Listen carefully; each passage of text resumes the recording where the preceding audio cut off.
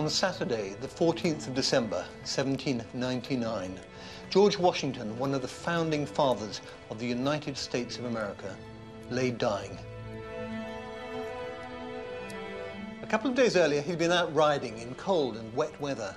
He developed a sore throat. Early on the Saturday morning, he said to his wife, "I'm feeling very ill."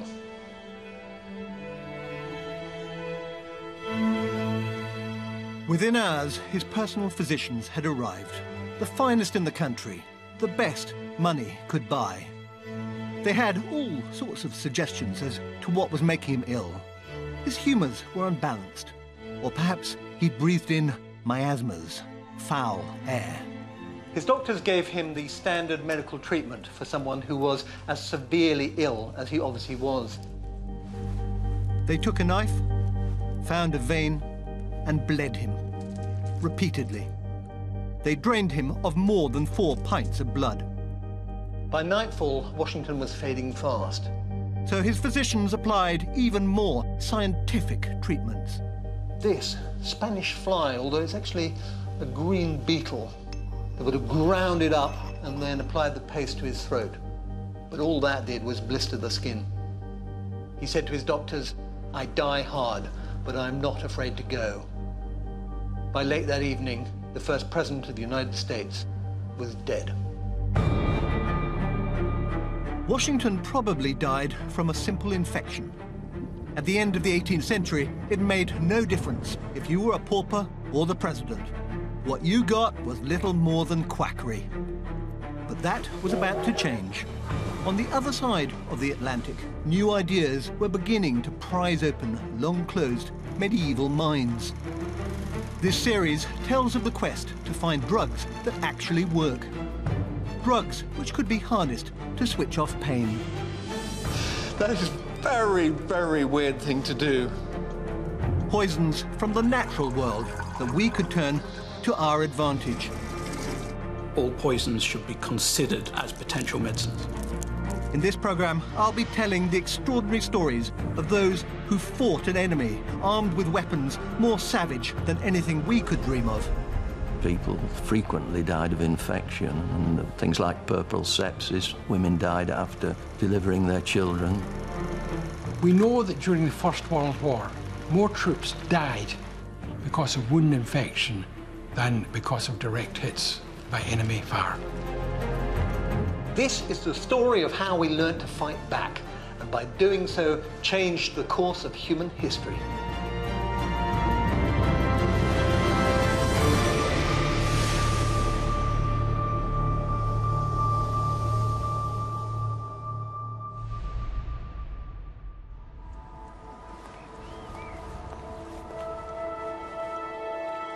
This place is a Category A prison.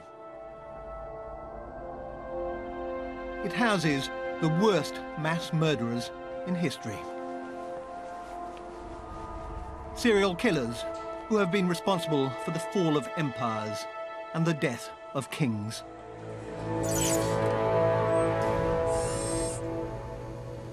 Now, I'm not going to be allowed to get too close to these inmates because they are extremely dangerous. They're kept under constant 24-hour state-of-the-art surveillance. If they escaped, the results would be disastrous.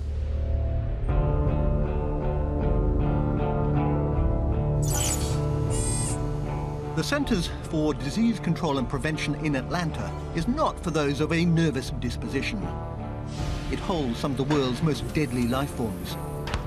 CDC has thousands of scientists who work 24/7 figuring out what's making people sick and how to stop it. This facility contains some of the greatest evils ever collected in one place.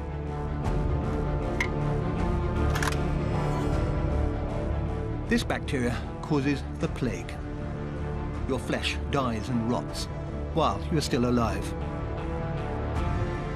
The Black Death of the 14th century killed a quarter of Europe's population. And then there's tuberculosis, a slow and deadly killer. The creator of oozing lung abscesses. The poet Keats, all three Bronte sisters, and Chopin are a few of its more artistic victims. And this is gangrene, caused by any number of bacterial infections that lurk unseen in every dirty bullet, scalpel and delivery wood. Some bacteria don't need a wound to get inside you. They're already there, waiting patiently. Patiently for our defenses to drop, and then they pounce. That's probably what did for George Washington. In 1790s America, sudden death was utterly common. And you clustered around people's bedside when they got cold, when they got chills, because they could die. Washington's doctors would have laughed in your face if you had told them that microscopic life was killing him. They still clung to theories passed down from the ancient Greeks.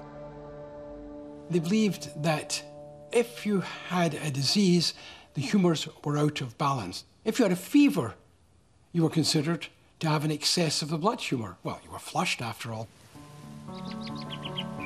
So, why did it change? How did we track down, trap, destroy, and isolate our enemies? Two bitter rivals would throw light on an invisible world of microbes, an idea called germ theory. But the starting point was not doctors, patients, any of the obvious. It began in the vineyards of France, the problem of how to get a decent drink. In the mid-19th century, the French wine industry was undergoing something of a crisis. Now, this is what good wine is supposed to look like, smell like, and taste like. This wine looks fine, doesn't smell great. It tastes absolutely vile. Now, the English were complaining a lot about the fact they were being sold this expensive vinegar, and the French were understandably keen to find out what was going on. What is it that makes some wine go off so spectacularly? It was a question of national pride. So the Emperor Napoleon III asked a local chemist, Louis Pasteur, to find a solution, and quickly. When Pasteur looked down his microscope at the off wine, he saw something there that was not present in normal wine: microbes. He reasoned they must be spoiling it.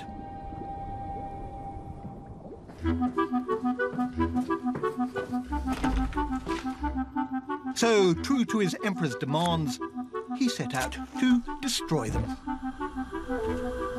First, he tried boiling the wine. But after boiling, it tasted almost as bad as when it was off. It does not taste great.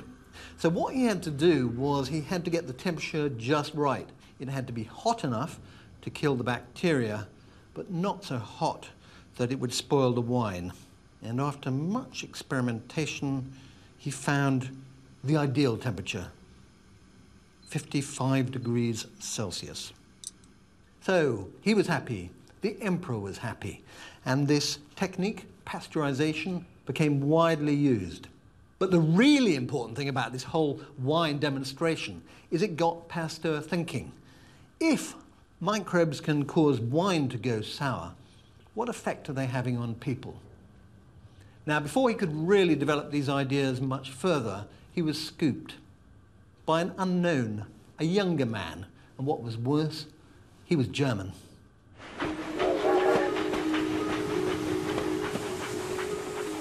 Nationalism was fed by the Franco-Prussian War of the early 1870s, a short, bitter and brutal conflict. With the fighting over, the victorious German soldiers headed for home or started looking for new employment. In 1872, a young German doctor, Robert Koch, arrived here in Wolstein. It's now Polish. Back then, it was a small rural town in a remote part of Prussia. Koch had served as a surgeon in the war. Before that, studied medicine at one of Germany's finest universities. He may have found himself a humble medic in the back of beyond, but he had ambitions. Robert Koch and Louis Pasteur were at first friendly rivals, but with the war between the new German Empire and the French, it became rather unfriendly. Koch was keen to go one better than Pasteur, prove that microbes make people ill. But how was he to do that, stuck in the middle of nowhere? And then on his birthday, he got a present from his wife, an expensive one, and that changed everything. Now, when I was 10, I got a microscope. I wasn't particularly thrilled, but for Robert Koch, this really opened up the world, albeit a microscopic one. Now all he had to do was find something to look at. And that's where this rural location came into its own. Because the fields around Wulstein were filled with sheep, suffering from anthrax, a disease which killed tens of thousands of them every year.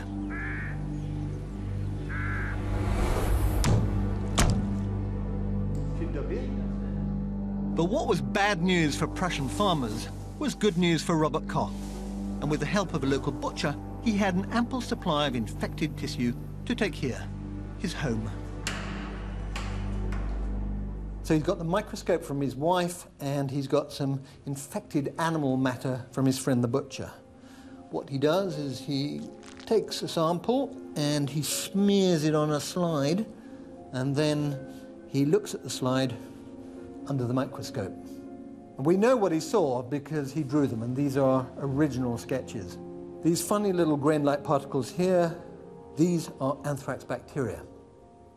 So far, so ingenious, but what he really needed to do was to prove it was the bacteria that had killed the animal. How was he going to do that?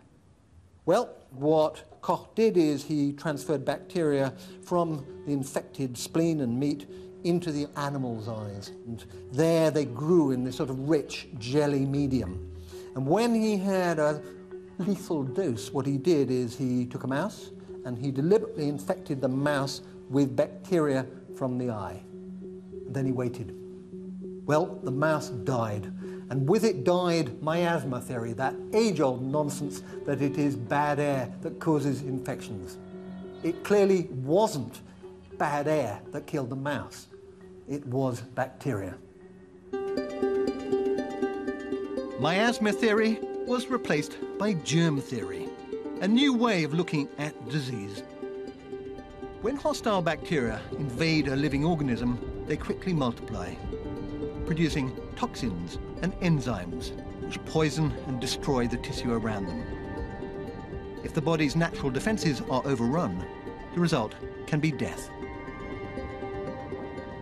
I think Robert Koch is rightly thought of, along with Louis Pasteur, as one of the founders of modern medical microbiology. Koch was important both for discovering the microorganisms that cause diseases and also for generating an intense and very real sense of excitement that medicine was finally about to get to grips with problems that really humanity had been able to do nothing about since we first stepped onto the world.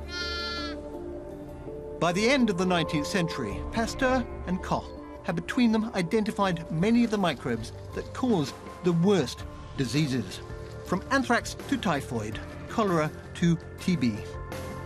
What we didn't yet have was a drug that could safely and reliably treat infection. When one came, it would be from a most unexpected source.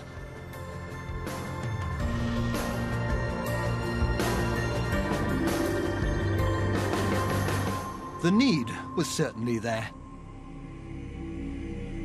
At the start of the 20th century, diseases you might have associated with medieval times were still rampant. Syphilis, for example.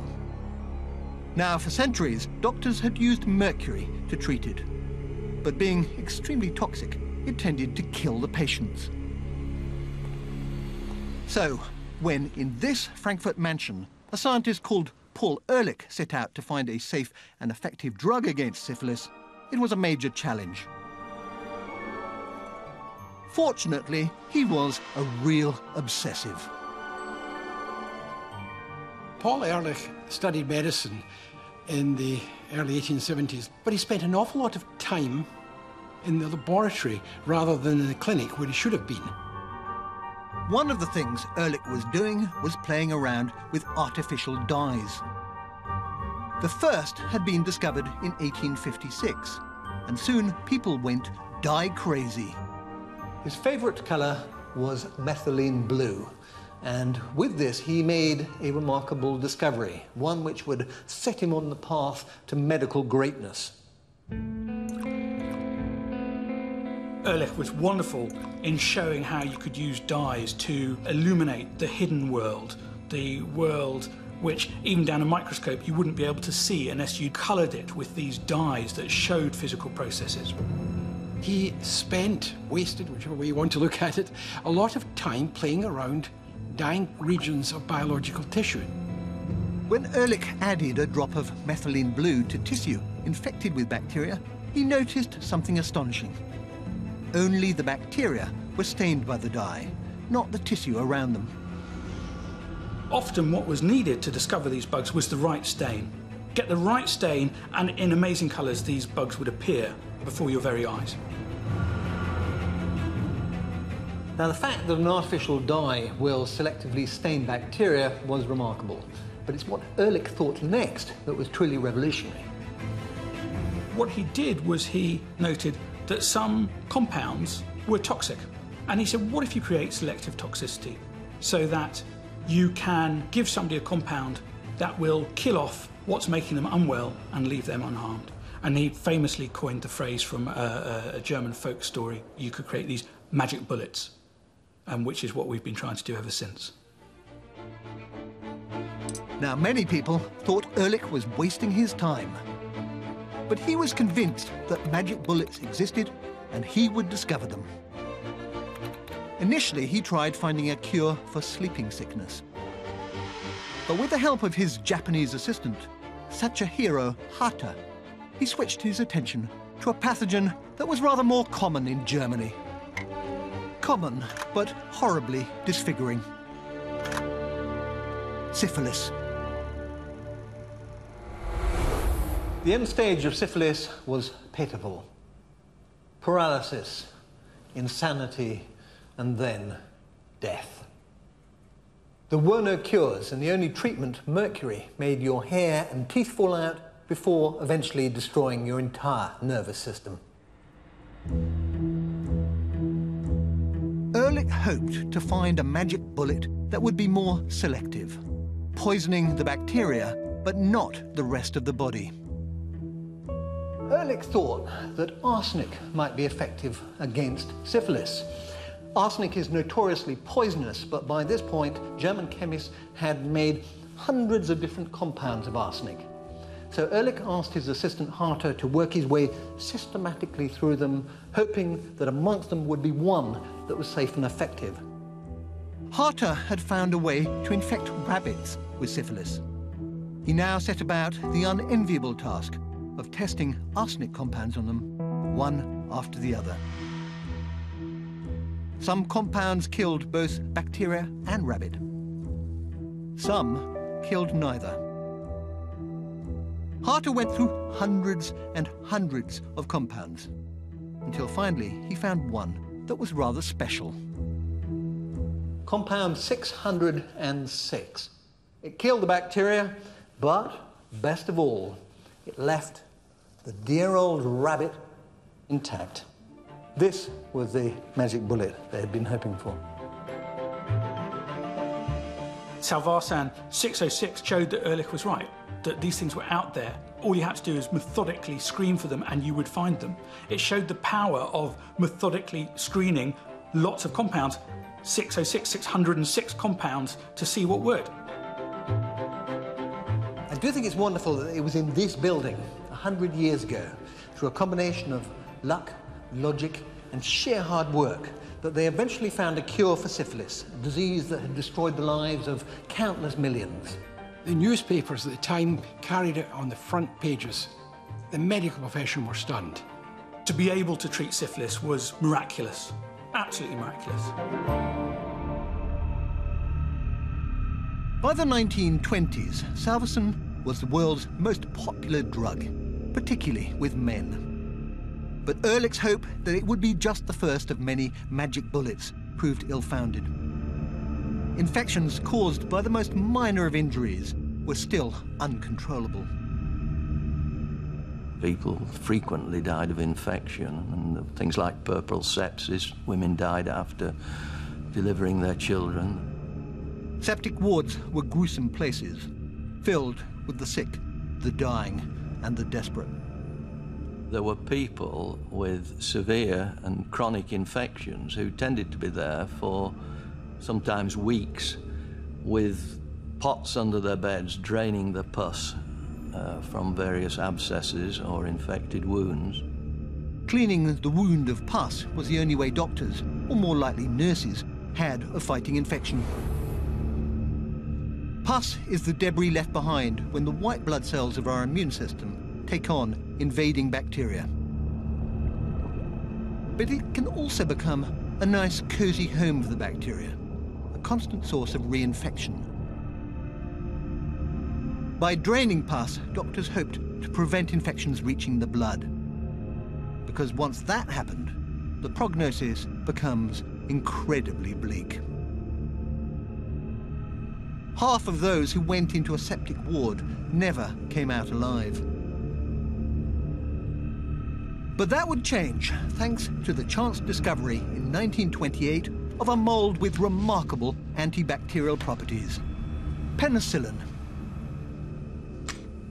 Most people learn at school that it was Alexander Fleming who was responsible for penicillin. Well, this is only partially true.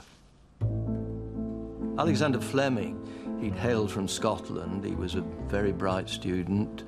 Eventually he won a scholarship to St Mary's Medical School and prospered there, and stayed on at St Mary's because he was a good sportsman, and he particularly was a good shot, and they wanted him for their shooting team.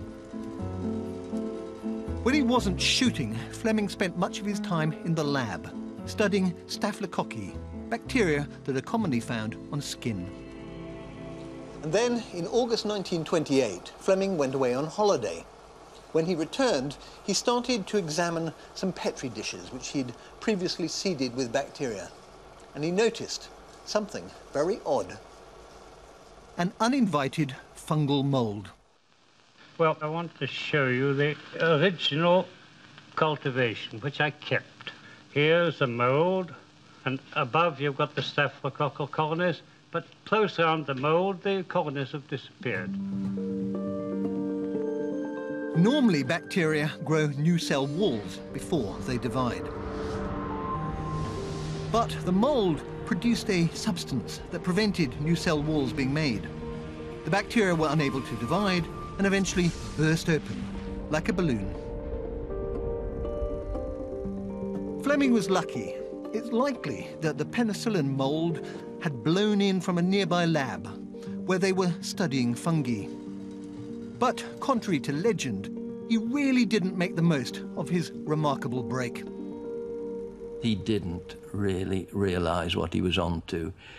He made one very short comment in his first paper that said maybe this could be injected into the sites of infection, but he never did that himself, and he never followed it up. So I have him down as an acute observer, but not a genius, as he's often been portrayed. It also didn't help that he was an absolutely terrible public speaker and was completely unable to enthuse others. For these reasons, the most powerful life-saving fungus the world has ever known, well, for many years, it just languished in the dark.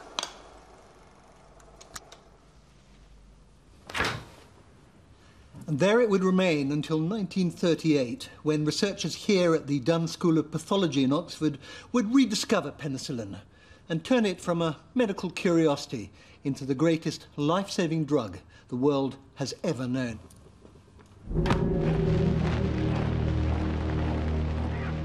The storm clouds of the Second World War were beginning to gather over Europe, 20 years after the end of the First.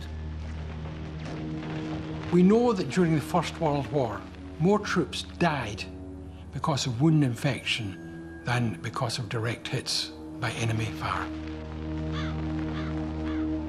In Germany, scientists had discovered the antibacterial properties of the sulfonamides. And with the prospect of more bloodshed on the horizon, a small team was assembled in Oxford to find a British germ-killing agent. The team had stumbled across Fleming's original penicillin paper, and by a remarkable chance, there also happened to be some penicillin mould in the building. The team consisted of 3 very different characters, led by an abrasive Australian doctor called Howard Florey. This was his office. Florey's talent was as a team leader and a designer of experiments, and he was the guy who'd organised the team and brought in the various specialties. He recruited 2 very different assistants. Ernst Chain, an excitable Jewish refugee who'd fled the Nazis, and Norman Heatley, a keen sailor from Suffolk. So Chain was trained originally in Berlin and was generally regarded as a high-class biochemist. Heatley was an expert at micro techniques, and he was very good at making equipment, producing things out of bits of wood and bits of rubber tubing. In 1939, war broke out in Europe. With wounded British troops dying in France, there was mounting pressure on the Oxford team to come up with answers. Trouble was, penicillin was proving hard to grow and even harder to purify. Unlike Fleming, Florey's team had managed to extract the active chemical, and they had tested it on bacteria. Now they needed to test it on a living creature. In this lab in May 1940, they did the first really important experiment. They got 8 mice and injected them with a lethal dose of Streptococcus, a bacteria. And then they injected 4 of the mice with penicillin and waited to see what would happen. Well, Norman Heatley kept a diary, and this is what he wrote. I stayed at the lab till 3:45, by which time all 4 control animals were dead. The ones given penicillin, however, were all still alive. Now, I'm sure Heatley recognised this was a massive moment, though what he wrote in his diary was, I discovered I had put my pants on back to front. A lucky omen. Florey was more obviously enthused, saying, "It looks like a miracle." And this was not hyperbole. Never before had anyone seen an effective germ killer with so few side effects. But the team now had to find ways to produce enough of it to test on a human. Florey made the comment that humans are 3,000 times bigger than mice, and so we're going to need 3,000 times more penicillin than we had for these experiments. And so, during the summer of 1940, as France fell to the Germans and Britain feared invasion, the entire staff of the Oxford School of Pathology was enlisted to help make penicillin, with, amongst other things, bedpans. Trying to make larger amounts of penicillin in this building with very little money and in the middle of a war was an absolute nightmare. What were they going to do about equipment? Well, they had to improvise. They found they could grow the penicillin mould in bedpans and then skim it off. It was a real Heath Robinson affair, made out of a bath, milk churns, an old bookshelf apparently from the Bodleian Library. And they made pretty rapid progress. But before seeing if it could cure, they needed to make sure it wouldn't kill. Just because it worked in mice didn't mean it would work in humans. They needed someone prepared to take a potentially fatal dose. Mrs. Elva Ackers, a 50-year-old housewife, was asked to help. She had terminal cancer, and she was told that the penicillin would do her absolutely no good. It might indeed push her over the edge. Nonetheless, she volunteered, saying she was proud to help. The penicillin used was extremely impure. I think we now know that what went into the first patient was about 3% penicillin and 97% impurities. On the night of January the 27th, 1941, Elva became the first human to be be injected with penicillin. After a few days, the team concluded it was safe. Now they needed to find a patient it could actually help. Just a few doors down from Elva, in the same hospital, a man was fighting a particularly hideous infection. It had started following a minor accident. Albert Alexander, a 43-year-old police constable, was out gardening one day when he got scratched on the side of his face by a rose thorn. Or at least that's how the story goes. Whatever caused the tiny wound, it soon became horribly infected. And Albert was consigned to one of the hospital's notorious septic wards.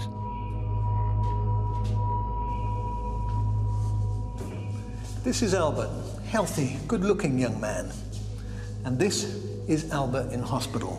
He's a complete wreck. His left eye has gone, he's covered in abscesses, and his lungs are full of purulent matter. This is draining pus from his right eye. He really only has one hope: penicillin. On February the 11th, 1941, Albert was given the first dose. Over the next few days, Florey and his team constantly monitored him for any sign of improvement. He made what seemed to be a remarkable recovery. His temperature came down, he started to eat. I think he even got out of bed. He was much better. The penicillin was clearly working, which was fantastic. Unfortunately, they didn't have enough of it. So in desperation, they collected his urine and extracted from it the penicillin that his body hadn't used. But it was all too little, too late. A month after starting treatment, Albert Alexander died. Sad though the death of Albert was, his initial dramatic recovery suggested penicillin could be the miracle drug the country needed. And one of the fears now was it might get into German hands. Penicillin was extraordinary stuff, but these were also extraordinary times. There was a serious fear that Britain would be invaded, and if so, they would have to destroy all their work rather than allow it to fall into enemy hands. So they smeared spores on the inside of their coats. So that if they were forced to escape from Oxford, they could actually take the mould with them and start the work again. So that gives some sense of the importance that they ascribed to this work.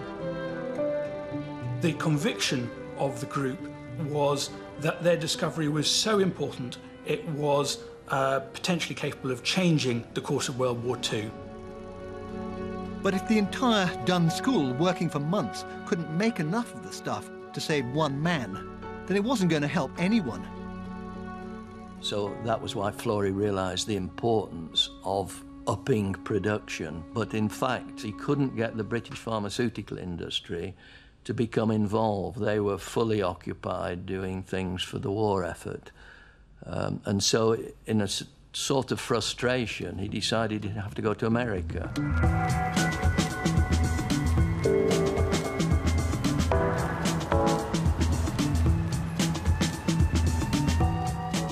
In July 1941, Florey and Heatley arrived in New York, carrying the penicillin molds in a briefcase. They told immigration they were on medical business. With the help of the Rockefeller Institute, Florey and Heatley were introduced to the country's biggest chemical companies. Unlike their British counterparts, they quickly realized the drug's potential. The war was causing casualties that led to infections, that led to death. Penicillin clearly was a winner. The question was, can we get it to the troops, a sufficient quantity and in time? Now they were here, there were three problems they needed help solving. Firstly, find something the mold really liked growing in. Secondly, find a more powerful strain of the mold. And finally, improve the production process. Well, the first problem was soon solved because it turns out that penicillin mold really likes this stuff, corn syrup. Sweet and sticky. They liked it almost as much as we do. Unfortunately, the Americans had lots and lots of it. The other two problems were rather harder to crack.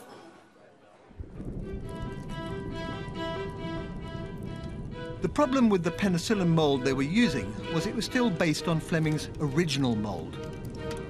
Maybe there were even more powerful molds which could produce more penicillin. An international search was launched, and samples of mold found anywhere and everywhere in the world were flown to the US labs by military transport. Scientists worked around the clock testing them, but none gave the yields needed. Perhaps a more powerful strain simply didn't exist.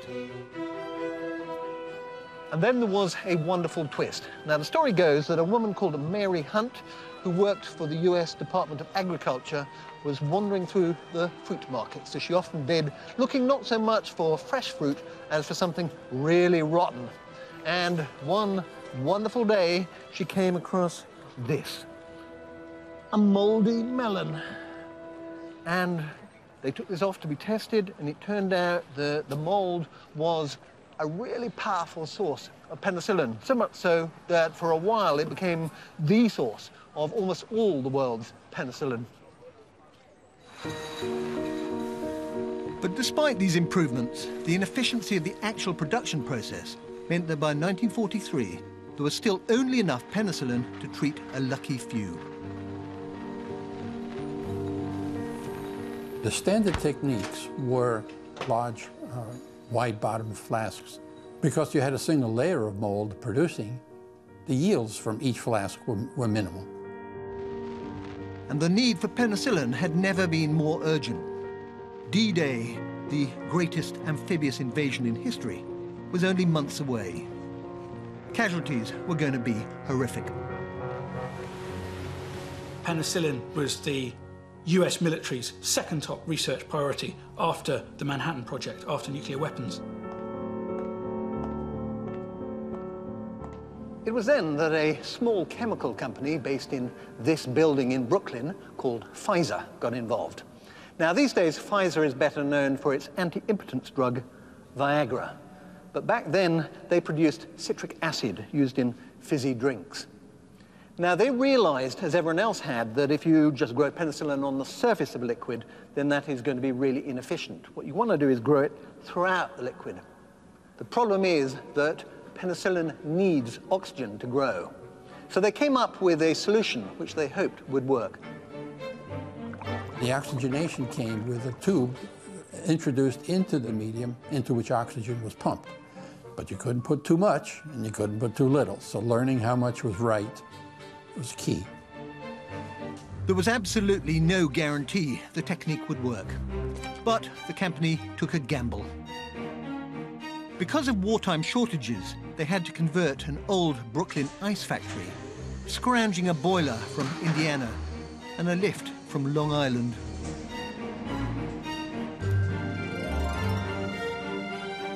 With just 2 months to go before D-Day, they installed 14 giant fermentation tanks. Then they added the corn syrup and the cantaloupe mold before turning on the air. The results were spectacular. They soon began producing 5 times as much penicillin as originally planned. By June 1944, the D-Day invasions, there was enough penicillin for every injured soldier. And most of it was produced right here in the Pfizer plant in Brooklyn. Penicillin was successfully developed in time to hugely influence the outcome of World War II. Protracted hospitalization from infected wounds was almost eliminated amongst Allied soldiers. Many could be back on the front line with a rifle in their hand within weeks. For others, it made once lethal wounds survivable. Thousands of men, thanks to penicillin, will come home to their thankful families. Science has won another victory over death.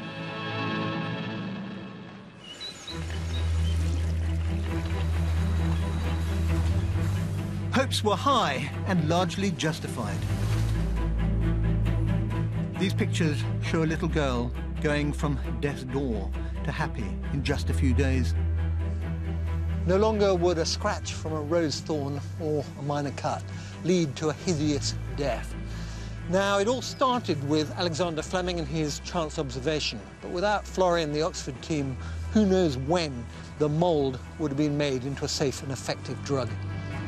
In summary, I would say that the work of Florey's team, particularly Florey, Chain, Heatley,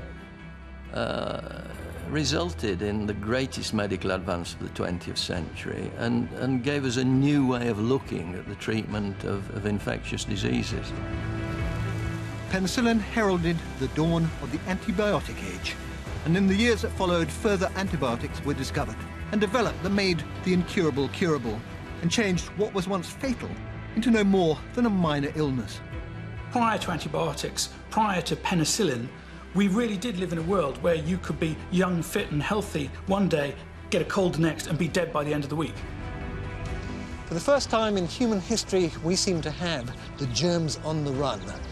But the battle against bacteria represents only a part of the story of our fight against infection, because antibiotics, spectacular though they are useless against viruses. And viruses, in many ways, presented an even greater challenge.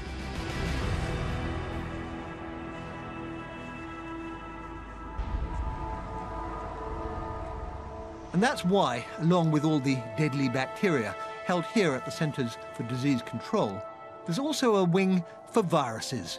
In fact, some of the tightest security is for them. Until just over a century ago, nobody knew that viruses actually existed.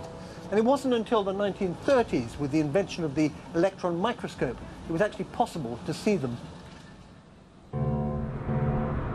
Viruses are up to 100 times smaller than bacteria and far, far simpler. Essentially no more than a tiny piece of genetic material surrounded by a protein coat. They're the most numerous biological entities on Earth, able to infect animals, plants, and even bacteria. But they cannot exist on their own. They need to invade a living cell and reprogram it to replicate. Many scientists do not consider viruses to be living creatures, but that does not make them any less dangerous.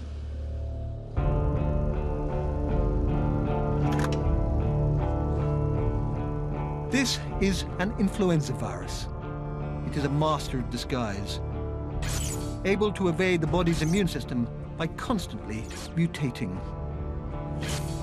This particular one is perhaps the worst spree killer in history, the Spanish flu virus. Between 1918 and 1920, it is estimated to have killed 50 million people. That's 5 times as many as the industrialized slaughter of World War I. And then there's polio, which attacks the nervous system, preying particularly on the young. Iron lungs were needed because severely affected polio victims cannot breathe unaided.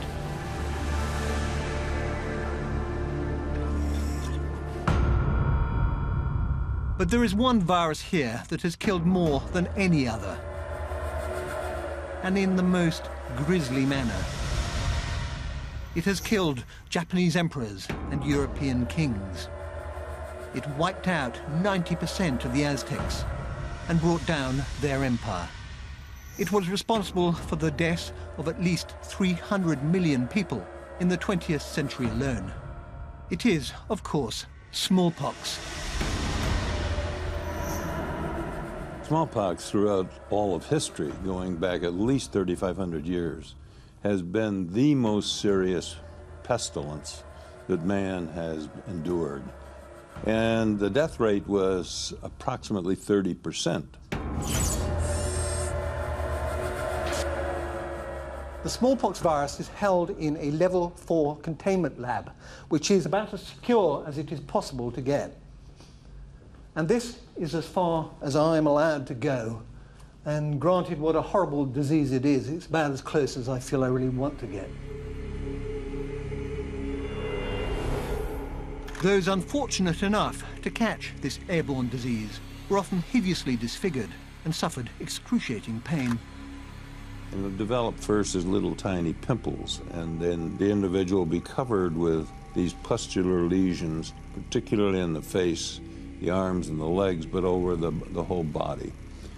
It's in the inside of the mouth, on the tongue, so that the individual has trouble drinking, and there's nothing really that you could do to ameliorate the pain.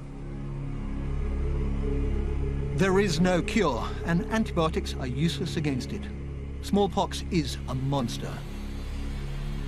But a monster that no longer exists in the wild, because smallpox is the first disease in human history that we have managed to eradicate. So how do you get rid of a monster that you cannot kill?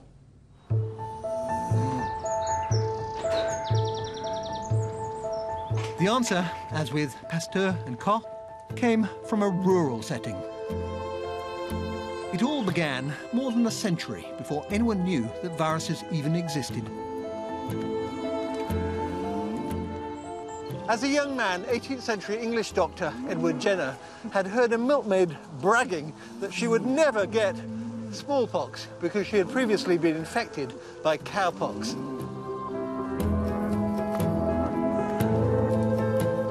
Cowpox is like a very mild form of smallpox. Symptoms include pustules and blisters on the hands. Now, Jenner was not the first doctor to realize that cowpox could protect you against smallpox. But he gets the glory because he did the critical experiment. One which these days would be regarded as so unethical that he would certainly be struck off and would probably end up in jail. What Jenner did is he got hold of an 8-year-old boy called James Phipps, and he deliberately infected James with some cowpox. The boy developed a fever. Then what Jenner did is he got a scalpel and he made a couple of slashes in the boy's arm, and then he rubbed in pus from a smallpox victim. Now, I have no idea what he told the boy or the boy's father, but Jenner certainly knew that if the experiment went wrong, the boy would go blind and might die screaming in agony. Fortunately, the milkmaid had not lied.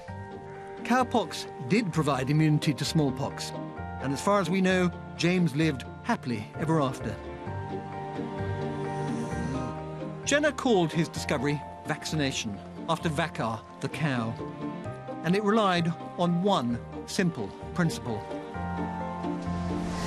A vaccine helps our body's immune system prepare for the invasion of a particular infectious agent. They give us, if you like, a preview of the invader, allowing the immune system to adapt its defenses. A vaccine ensures that if the body is infected, it is ready to make as many antibodies as we need. It was a great addition to our medical armory. But more than that, Jenner had kindled a dream. They knew that we might be able to transform the world where we were entirely vulnerable to disease and change it into a world where we could fend them off, where we mastered them, we could keep them at bay. So Jenner would no doubt have been disappointed that more than 150 years after his original experiment, smallpox was still rampant, killing and mutilating in more than 60 countries. We were having in the world 10 million cases a year with 2 million deaths. So it was clearly a significant problem. In 1966, the World Health Organization set up a special unit. Their mission, the complete eradication of smallpox within 10 years, or as they called it, Target Zero. It was almost killed at birth. It just barely passed. It just barely passed by 2 votes. The team was headed by Donald Henderson, an epidemiologist. Even he had his doubts. In theory, I could see, yes, you can stop the disease in any number of countries. We could do it worldwide. But could you really stop a disease that was so widespread? Could you really vaccinate every person on the planet? Many eminent scientists thought this was impossible. The practical problems were simply too great. this would be another wonderful 60s utopian dream that would end in failure. People think you have to vaccinate everybody. Well, you don't. Because I think we have to bear in mind that smallpox has to go from person to person to person. So the idea was to have a team go to the area where the cases were and vaccinate the people right around the cases. And this would put a barrier in smallpox being able to spread. Henderson's team travelled to some of the remotest places on Earth to find cases of smallpox before they were able to spread. Wanted, smallpox reports, 200 shilling reward. News of the reward spreads quickly and it helps the searchers. To be successful, Henderson knew the project would need to work closely with locals. There was a tremendous camaraderie that developed among all of the people. We had, in all, nearly 800 people working at one time or another from different countries who dropped everything, gave up family, and worked in the field in the worst possible places. I feel like one who was privileged to be head of an army who were themselves the real heroes. By the mid-1970s, victory was tantalizingly close. Smallpox now only existed in a few isolated pockets. But the team also knew if there was a major outbreak, then all their good work could be undone. In October 1977, the team responded to reports of a smallpox case in the Somalian port city of Mersa. When they arrived, they found a 23-year-old, Ali Marlin, in the grips of the disease. He was immediately isolated, and everyone who had come in contact with him since developing smallpox was tracked down and vaccinated. They waited anxiously for news of other outbreaks, but there were none. Ali Marlin was the last naturally occurring smallpox victim in the world. And he survived. In just over 10 years, and against extraordinary odds, Henderson and his team had achieved Target Zero. The eradication of smallpox has been hailed as a tremendous triumph. Suddenly there were awards and special recognitions and so forth.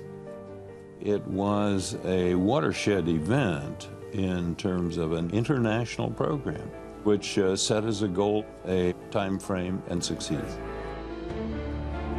I do think that the eradication of smallpox is one of our greatest ever human achievements, far more significant than putting a man on the moon or splitting the atom.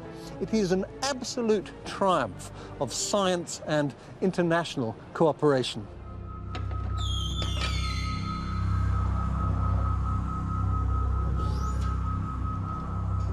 But although the disease has been eradicated, the virus has not.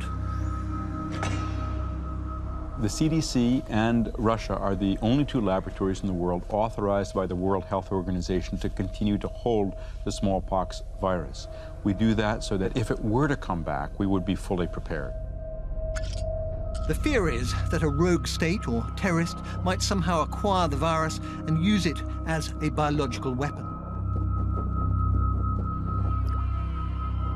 But Henderson is convinced we've already extracted everything useful from the virus's DNA to fight any potential outbreak.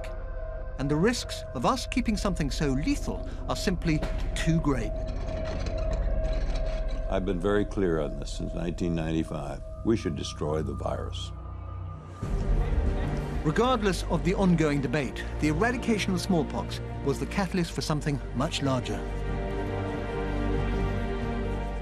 It opened up the potential for massive immunization using other vaccines, which has resulted in what many call the era of vaccines. Prevention is the best buy, and vaccines are a powerful tool.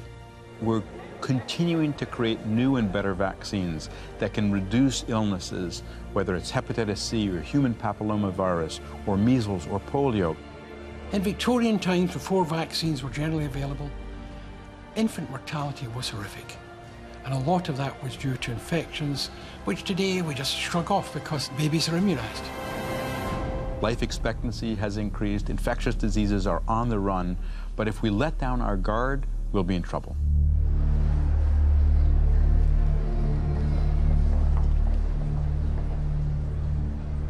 When George Washington died in 1799, life expectancy in many Western cities was about 35 years. It's now more than doubled.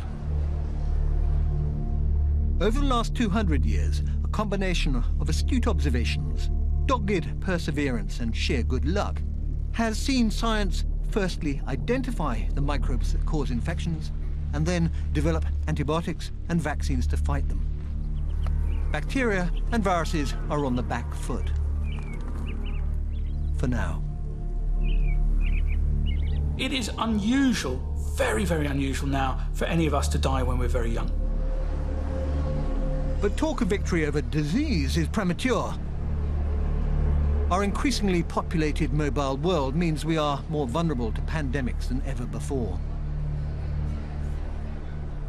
We do have a threat of agents emerging from this tropical rainforests or hemorrhagic viruses like Ebola and Marburg from Africa, which could spread and really be very destructive.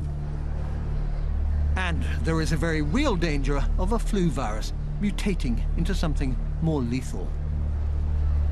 Pathogens are evolving. They're swapping genes between swine and birds and people so that we may have something as deadly as the 1918 pandemic. While the rise of antibiotic-resistant bacteria risks turning our magic bullets into magic duds. It is one of the biggest issues facing us in medicine today, I think. Now, some people believe that unchecked, it could hurl us back into a medieval world where operations, childbirth, and even minor injuries once again lead to agonizing death. I do not believe that. We know too much, and we are learning more all the time. In labs around the world, scientists are sequencing pathogens, tracking outbreaks, and searching for new ways to fight infectious disease. I am optimistic. I think that what we have learned over the last 200 years has put us in a good position to combat whatever the microbes throw at us.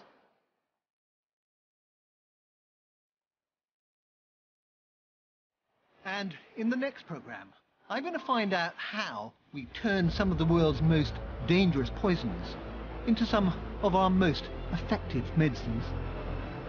If you'd like to take part in a quiz on pain, or perhaps find out something more about pus and poison, then go to the website below and follow links to the Open University.